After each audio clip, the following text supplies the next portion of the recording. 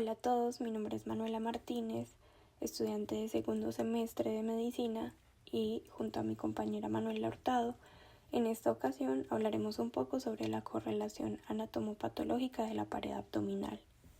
Sabemos que la pared abdominal son capas de piel, músculo, grasa y otros tejidos que rodean la cavidad del abdomen y protegen los órganos que allí se encuentran. La patología que se presenta con mayor frecuencia en la pared abdominal son las hernias, específicamente la hernia inguinal, en la cual nos enfocaremos en este video.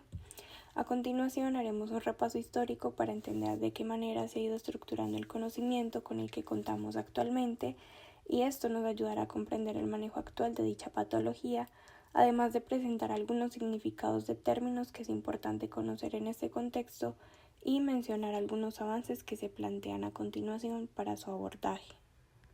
Los egipcios documentaron las primeras evaluaciones de hernias e intentaron reparaciones. Los griegos introdujeron el taxis, una técnica manual para reducir hernias. Celso desarrolló una técnica para hernias inguinales mediante una incisión escrotal preservando el testículo, y en 1559 se distingue entre hernias inguinales directas e indirectas. En el siglo XVIII, anatomistas como Richter y Camper contribuyeron a la comprensión del canal inguinal, consolidando estructuras clave como la fascia transversa, el ligamento de Cooper, el triángulo de Hesselbach y el tracto iliopúbico. Continuaré con los términos relacionados con la semiología. En anatomía, la palabra taxis hace referencia a un movimiento de desplazamiento generalmente aplicado a la reducción de una hernia o el desplazamiento de una parte del cuerpo a su posición normal. Protruir se refiere a una parte de un órgano o tejido cuando sobresale o se desplaza hacia afuera de su ubicación normal. En el caso de las hernias es el proceso por el cual una parte de un órgano sobresale a través de una abertura o debilidad en la pared abdominal. Reducible se refiere a una hernia que puede ser empujada de nuevo a su lugar original, generalmente mediante una maniobra manual.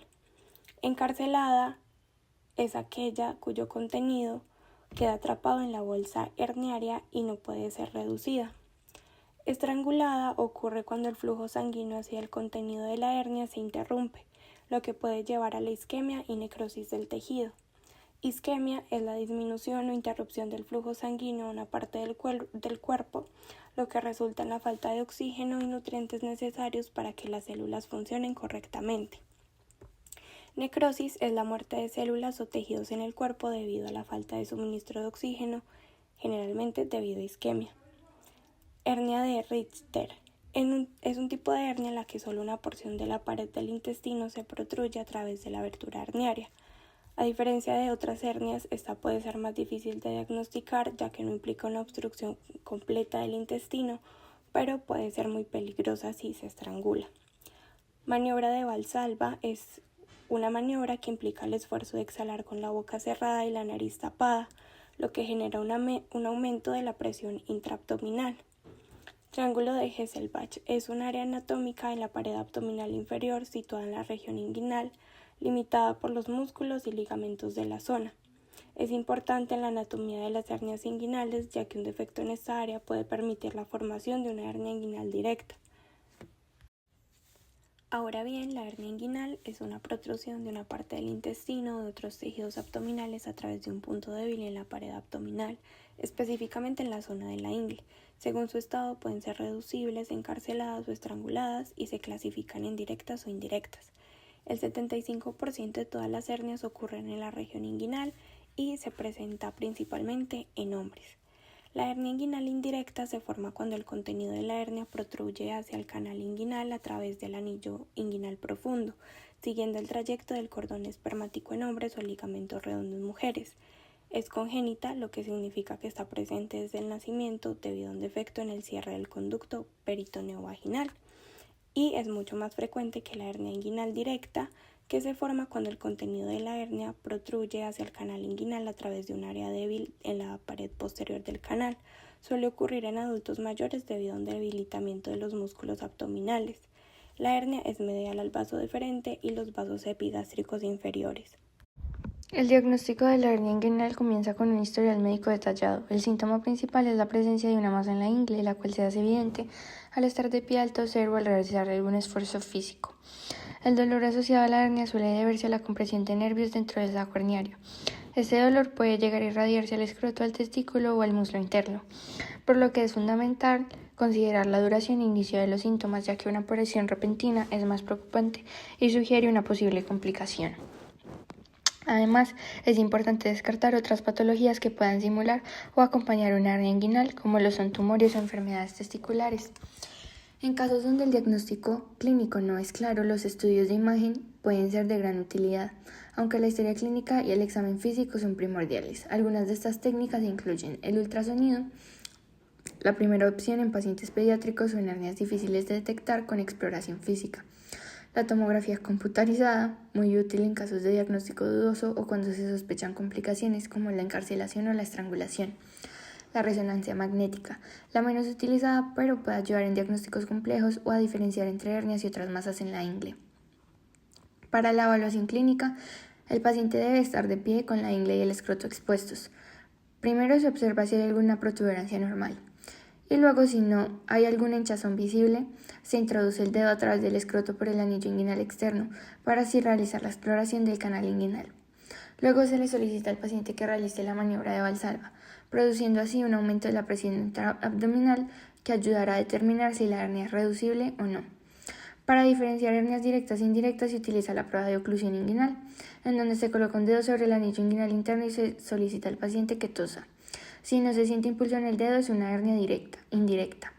Y si se sigue sintiendo un impulso, es una hernia indirecta. La cirugía es el tratamiento definitivo para las hernias inguinales. Existen dos enfoques principales: el abordaje abierto, el más común, y el abordaje laparoscópico, menos invasivo pero más costoso y requiere entrenamiento especializado. Primero, antes de realizar cualquier procedimiento, es importante determinar si la hernia está encarcelada o estrangulada. Y si ésta está estrangulada o con sospecha de esto, no se puede empujar el tejido necrótico al abdomen, porque así se causarían complicaciones más severas. Abordaje abierto es el método quirúrgico más común y se pueden utilizar dos técnicas principales: las reparaciones con tejido, que se utilizan en casos donde no se puede colocar malla, por ejemplo en pacientes con infecciones o con contaminación en la zona, y consiste en suturar los tejidos naturales del paciente para cerrar el defecto herniario; y las reparaciones prostésicas, en las que se utilizan mallas sintéticas para reforzar la pared abdominal. Es el método más utilizado porque reduce el riesgo de recurrencia y mejora los resultados a largo plazo. El abordaje laparoscópico es una alternativa menos invasiva que ha ganado popularidad debido a sus ventajas, entre ellas menos dolor postoperatorio, una mejor estética y un menor riesgo de infecciones. Los principales métodos laparoscópicos son transabdominal preperitoneal, totalmente extraperitoneal y malla Onley intraperitoneal. Cada técnica tiene sus indicaciones específicas y según el paciente y la experiencia del cirujano. Alternativas en desarrollo: algunas de estas son la malla biológica, que son indicadas en casos contaminados o con infecciones, donde no se pueden utilizar las mallas sintéticas. Son fabricadas con materiales biodegradables que se integran a los tejidos del paciente y desaparecen con el tiempo.